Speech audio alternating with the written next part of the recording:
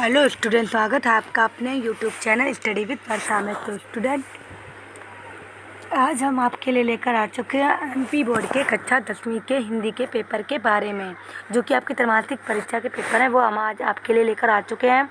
तो वीडियो में लास्ट तक जरूर बना रहेगा। वीडियो को स्टार्ट करने से पहले अगर आपने अभी तक हमारे वीडियो को लाइक नहीं किया तो वीडियो को लाइक कीजिएगा, चैनल को सब्सक्राइब कर लीजिएगा और बेल आइकन को प्रेस कर लीजिएगा, जिससे आपको हमारी आने वाली लेटेस्ट वीडियो की नोटिफिकेशन मिल सके।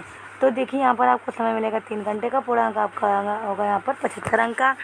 तो देख लेते क्या दिया हुआ है। देखिए, इसमें देख लेते हैं।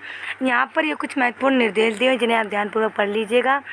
ये देखिए, पहले आपको हम प्रश्न बताने जा रहे हैं। देखिए, आपको पूरा प्रश्न पेपर आपको दिखाने जा रहे हैं, किस प्रकार से प्रश्न आ सकते हैं। तो देख लीजिएगा स्टूडेंट, इसमें आपको पूरे प्रश्न मिलेंगे। बाद में हम इसके आंसर भी आपको बताएंगे, किस प्रकार से आंसर आए। तो देख लीजिएगा, इस प्रकार से आपको सारे क्वेश्चन इसमें दिए हुए हैं।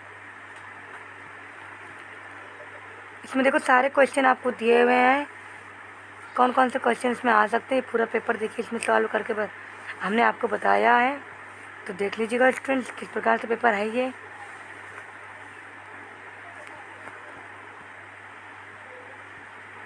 तो शुरू करते हैं। अब देखिए, पहला नंबर प्रश्न दिया हुआ है, सही विकल्प चुनकर लिखिए। जो आपके 6 नंबर का प्रश्न दिया हुआ है। पहला दिया हुआ है, हिंदी के पद साहित्य का दूसरा काल कौन सा है? रीतिकाल, आदिकाल, आधुनिक काल या भक्ति काल? तो इसका राइट आंसर होगा भक्ति काल। सेकंड दिया हुआ है, गोपियों को ज्ञान व योग की बातें लगती है मधुर, नीरस, कड़वी, ककड़ी थी या अग्नि के समान? तो इसका राइट आंसर है कड़वी, ककड़ी से। अगला देखिए, दिया हुआ है प्रश्न नंबर पहले का तीसरा दिया हुआ है, कलम का जादूगर कहा जाता है राम वृक्ष बेनीपुरी जी को।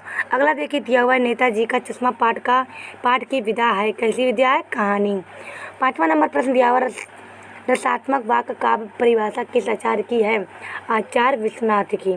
प्रश्न देखिए, 6 दिया हुआ है, भोलानाथ के पिता भक्त थे, किसके भक्त थे? शिव जी के। अगला देख लेते क्या दिया हुआ है। प्रश्न नंबर 2 दिया हुआ है, रिक्त स्थानों की पूर्ति कीजिए। जो आपका 6 नंबर को प्रश्न दिया हुआ है। पहला दिया हुआ है, सूरदास जी मुख्यतः रस के कवि थे, बादशाह रस के कवि थे। सेकंड दिया हुआ है, गोपियाँ उद्धव को मानती हैं, कैसा? बड़भागी। तीसरा है, जीवनी गद्य की एक विद्या है, कैसी? गौण। अगला देखिए, दिया हुआ है, नायक नायिका के संयोग व वियोग का वर्णन रस में होता है, श्रृंगार रस में। 5वां दिया हुआ है, भोलानाथ के पिता आटे की गोलियां को खिलाते हैं मछलियों को।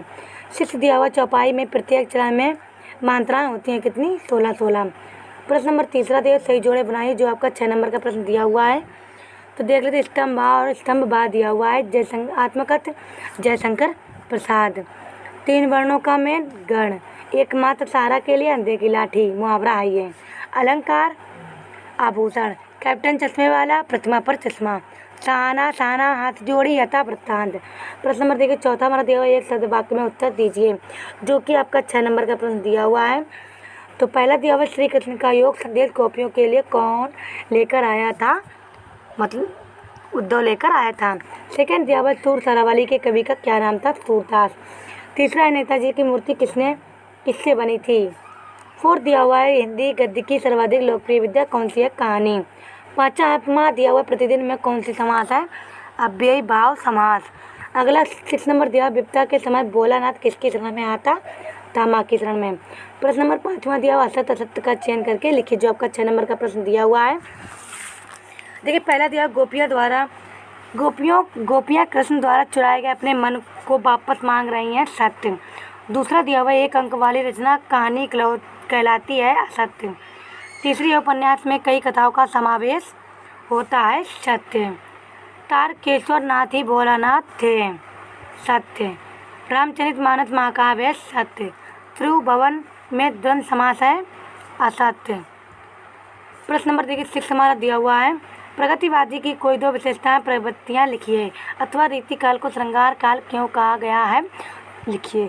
तो स्टूडेंट देखिए, हमने आपको पहले क्वेश्चन बताया, इसके आंसर भी हमने आपको बताया। तो आप इस पेपर को पूरी तरीके से तैयार कर लीजिएगा।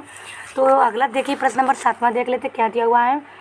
सूरदास की 2 रचनाओं के नाम एवं काव्यगत विशेषताएं लिखिए, अथवा गोस्वामी तुलसीदास की 2 रचनाओं के नाम एवं काव्यगत विशेषताएं लिखिए। प्रश्न नंबर देखिए 8वां दिया हुआ है, उद्धव के व्यवहार की तुलना किस किस से की गई है, अथवा गोपी द्वारा उद्धव को भाग्यवान कहने से क्या व्यंग निहित है। प्रश्न नंबर 9वां दिया हुआ, के क्रोध करने पर लक्ष्मण ने धनुष के टूट जाने के लिए कौन कौन से तर्क दिया अथवा लक्ष्मण ने वीर योद्धा की क्या क्या विशेषताएं बताई हैं। प्रश्न नंबर 10वां, चौपाई छंद की परिभाषा उदाहरण सहित लिखिए अथवा अतिशयोक्ति अलंकार की परिभाषा उदाहरण सहित लिखिए।